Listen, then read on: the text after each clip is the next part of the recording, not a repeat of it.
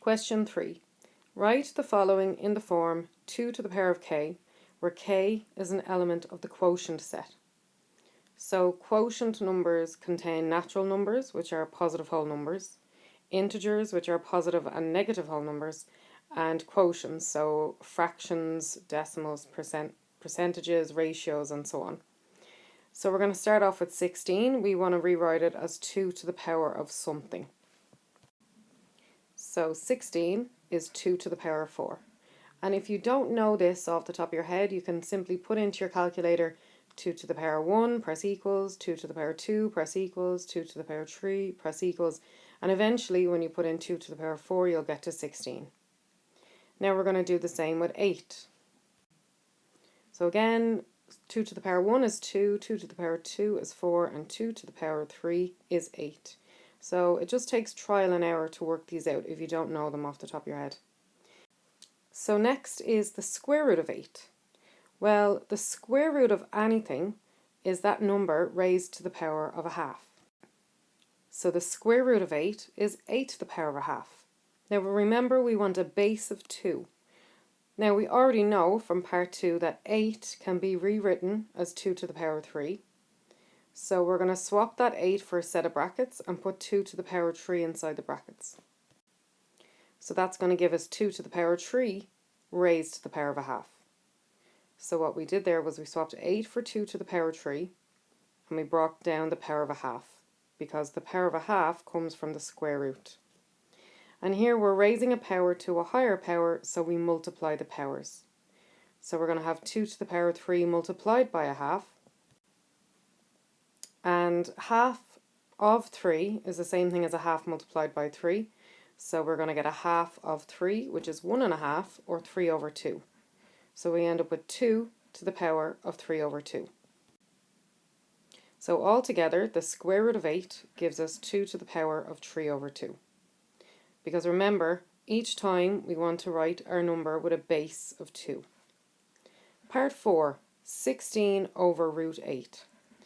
So we already know that 16 can be rewritten as 2 to the power of 4. And we know that root 8 can be rewritten as 2 to the power of 3 over 2. So 16 divided by root 8 is going to be 2 to the power of 4 divided by 2 to the power of 3 over 2. So 16 over the square root of 8 is going to be 2 to the power of 4, which we got up here, over 2 to the power of 3 over 2, which we got down here. And here we see we are dividing powers with the same base, the base being 2, and dividing powers with the same base, we subtract the powers. So this is going to be 2 to the power of 4 minus 3 over 2. And 2 to the power of 4 minus 3 over 2. So all we have to work out is the powers part. So 4 minus 3 over 2. And that gives us 2 to the power of 5 over 2, which is the same thing as 2 to the power of 2.5 or 2.5. So we've now worked out part 1, 2, 3 and 4. So hence means using what you've already worked out. So using some of our answers that we've already worked out. We're going to solve the equation 2 to the power of 2x minus 1 is equal to 16 over root 8 raised to the power of 3.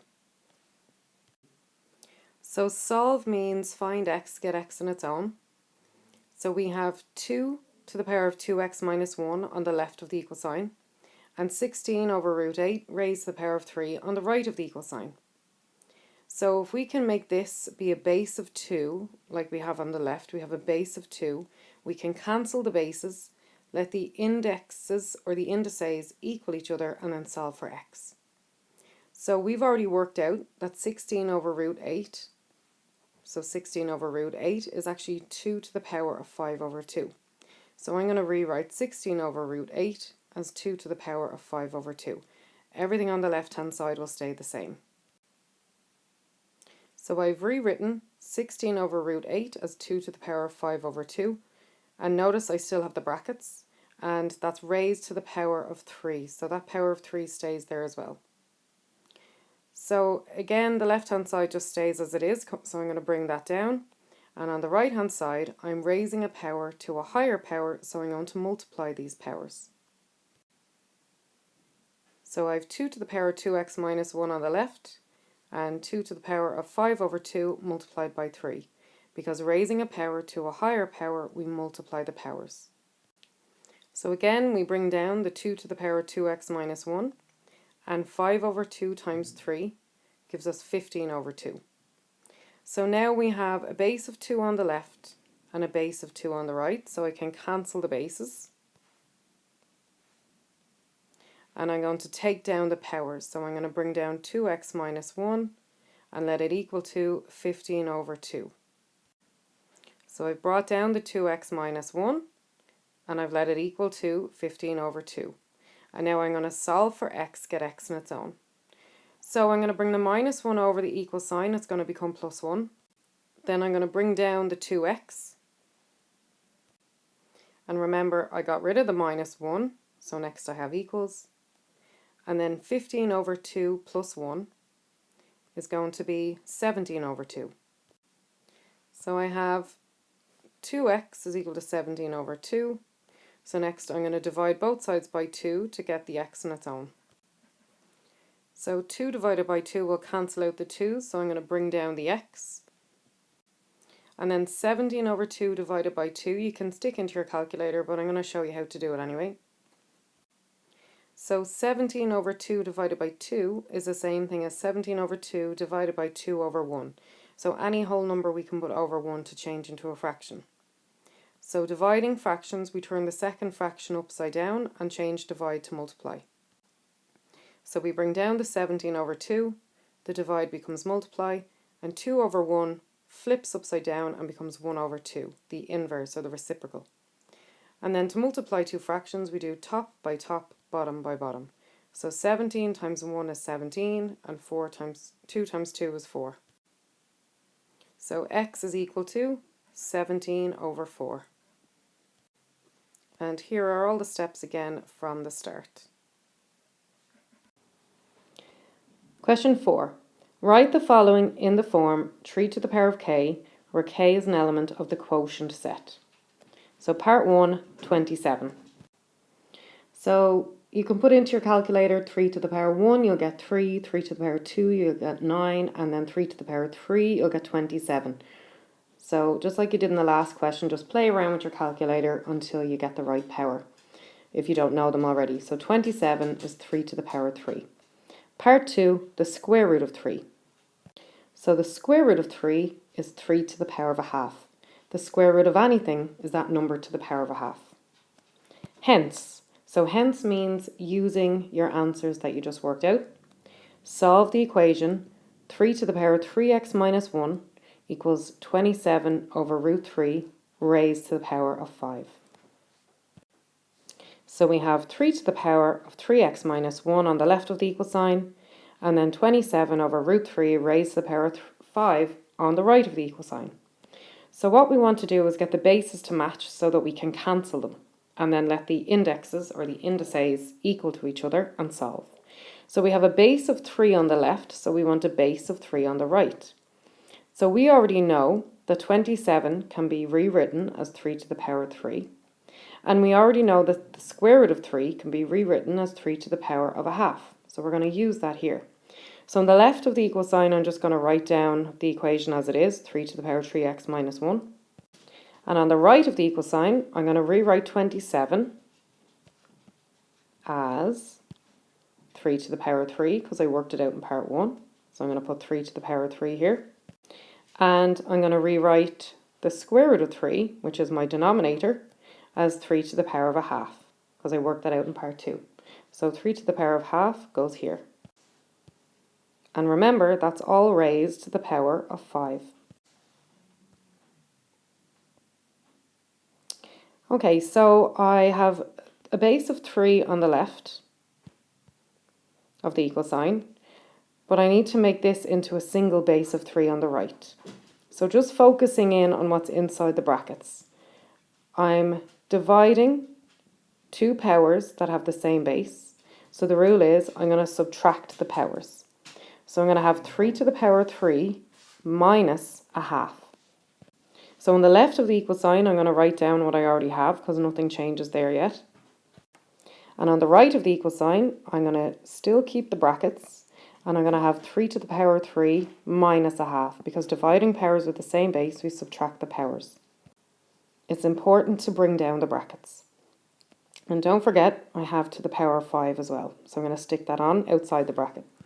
So on the left of the equal sign again, I'm going to bring down 3 to the power of x minus 1. And on the right of the equal sign, I'm going to work out what's inside the brackets. So I have 3 to the power 3 minus a half, which gives me 3 to the power 5 over 2. Or that's also the same as 3 to the power 3.5 or 2.5 or 2.5. So I'm going to bring down the brackets as well. I'm going to stick on the brackets and I'm going to bring down the power of 5. So on the left hand side of the equals, again, I just have the same thing. So I have 3 to the power 3x minus 1, nothing's happening there yet. And on the right of the equal sign, I have 3 to the power 5 over 2 raised to the power of 5. So raising a power to a higher power, we multiply the powers. So again, we're going to bring down 3 to the power 3x minus 1 on the left of the equal sign. And on the right of the equal sign, we're going to work out 3 to the power 5 over 2 multiplied by 5. So we're multiplying the powers.